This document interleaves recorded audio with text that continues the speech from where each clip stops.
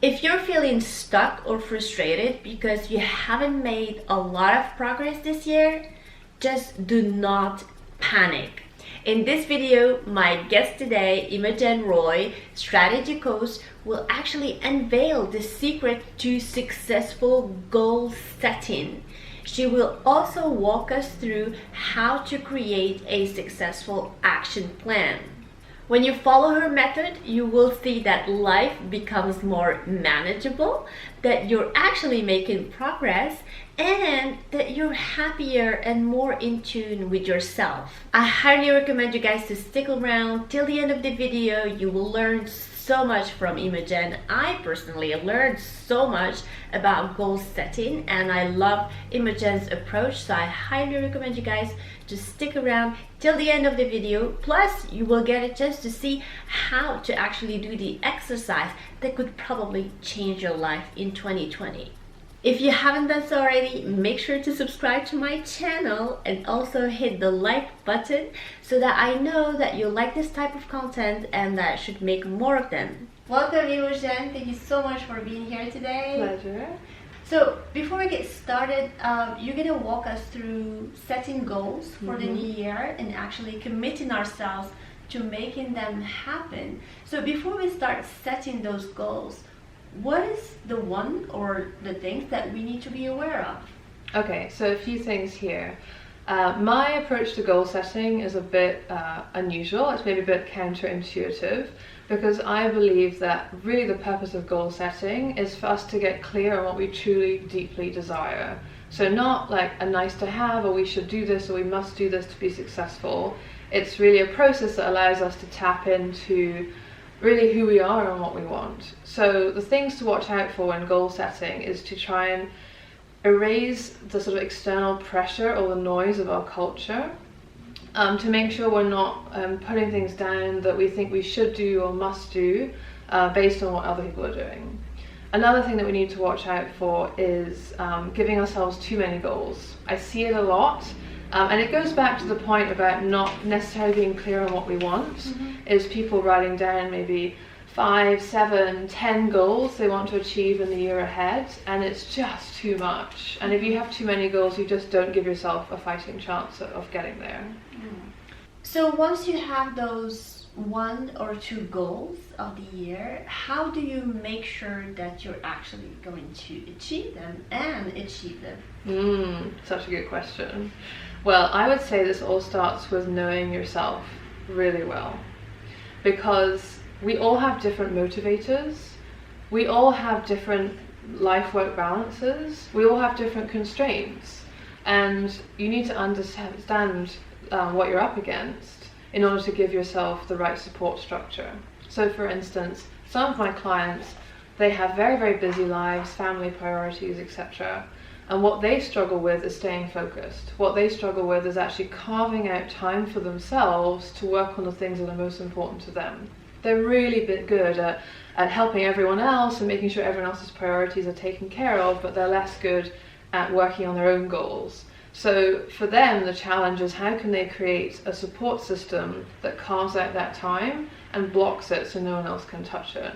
So that might mean getting really organized about your time ahead of time. That might mean setting boundaries. That might mean picking up new habits that allow you to be less distracted. Other people, for instance, they might be control freaks, and for them their biggest weakness is actually getting into such an agitated state, trying to control everything. They don't have any of that free flow of creative energy to really make the goal happen. So with them, it's more about how can they create space in their life to open up a bit more? How can they get into a high vibe state? How can they learn to let go a little? And then when it comes to motivators, you know, some people rely on what I call negative motivators to make stuff happen. So they rely on guilt or shame or envy to try and push them to do something. Now those motivators can be really powerful. They can really work, but they're not sustainable. People eventually just give up or burn out, and they just turn themselves into knots. I really help my clients to uncover the positive motivators they can use. So I'll give you an example. The motivator that I use myself is recognition. So I love to be seen, I love to be recognized. So that means that when I'm working on my goals, I make sure that the way I deliver on them is tied to my audience. So for instance, this year I wanted to write a lot more, and rather than just saying like I'm going to write this many words per week, I started a newsletter and I got a lot more visible on Instagram. So when I know my audience are waiting to receive my writing, I'm so much more likely to do it. In fact, I've never missed a week because people are waiting. So that's the way where I use a positive motivator to make sure I succeed on my goal. So goal setting and goal achievement is a journey. How do you combat, or I would say work with, your fear of failure, self-doubts, laziness, impatience? How do you work with all this and make sure you actually achieve your goals? Good question. I think I'd first say that we live in a culture where we're conditioned to believe that you should have 24/7 motivation, and if you're not always on, you're doing it wrong. And I say the first thing to do is just completely get rid of that myth. It's totally against the laws of nature for that even to be possible. We are not machines, we are organic beings. And if you feel sometimes that you're not motivated, you're tired, you're impatient, that is totally normal. There's nothing wrong with you. And the second thing I'd say is to get curious about that feeling and try and see what's behind it. Because a lot of the time when we feel lazy, the fact is that we're just simply really tired. We're exhausted. And trying to push through what you're calling laziness, if you're actually just physically and mentally exhausted, isn't going to get you anywhere. Likewise, sometimes we're impatient because we have this sense that everyone around us is getting stuff done faster or moving quicker than we are, or we just can't bear the fact that it is a process or a journey. And if you get curious about that, you might start to uncover a few of the reasons behind that, whether that's actually fostering a sense of greater self-compassion. So if you're feeling lazy, but what's really happening is you're mentally and physically exhausted, how can you replenish yourself? How can you do self-care? How can you give yourself a breather to actually rest and recuperate before starting the journey again?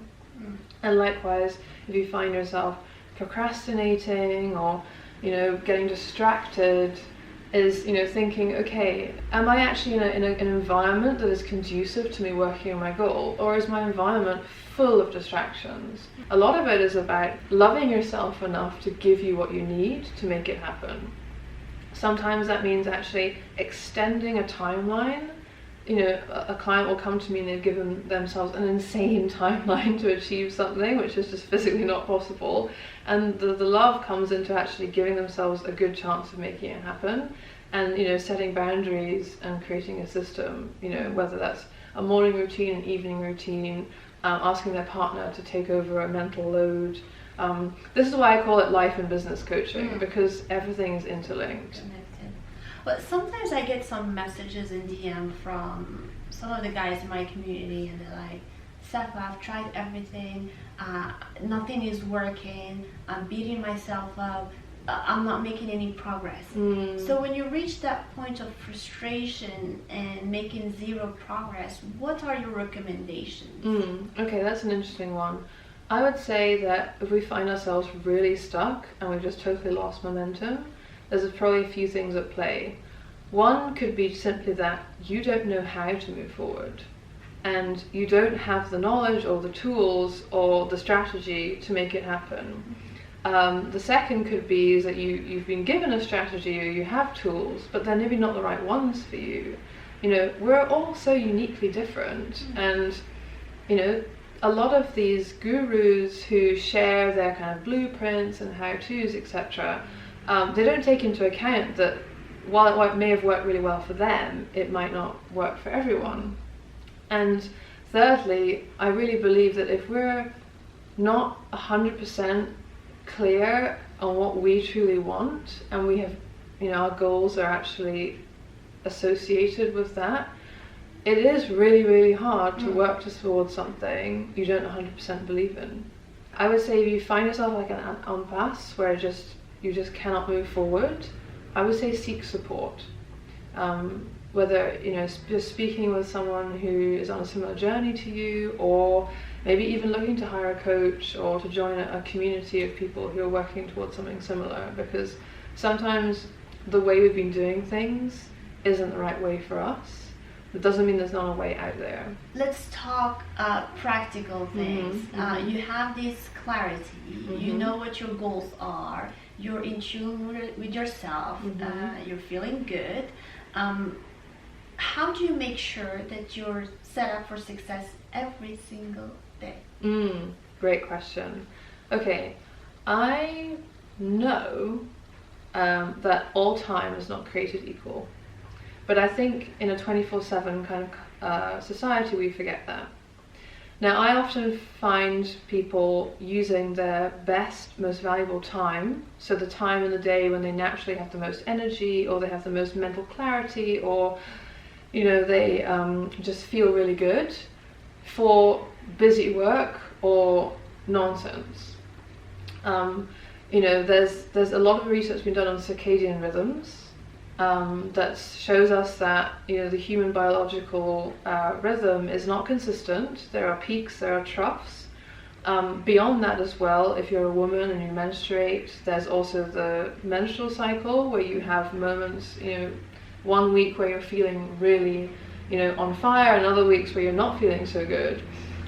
Is actually, you know, going back to my point about being organic beings, is kind of remembering that you are a human. Remembering that you're in a cyclical journey every day, and using your best energy for your best work, for your best goals.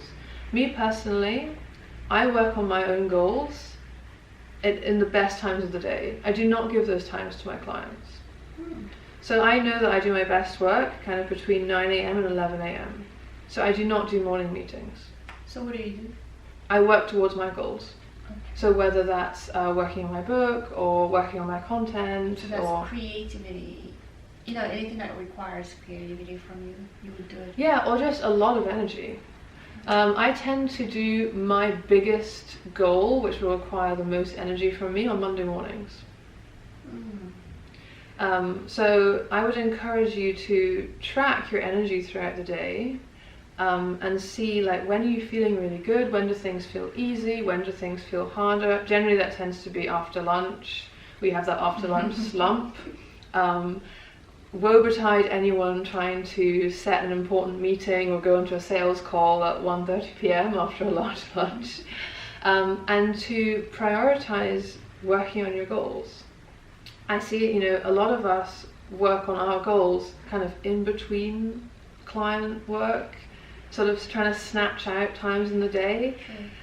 No, I would say reverse that. Like, when you're planning your time ahead, put your goals first. Even though that's just 20 minutes here, 1 hour here, is to really, like, make an appointment with yourself in the diary. I know I'm going to be feeling good here, I'm going to work on this now. And not, you know, that become a non-negotiable. Wow, that's amazing. I should probably start doing that, because I always prioritize others.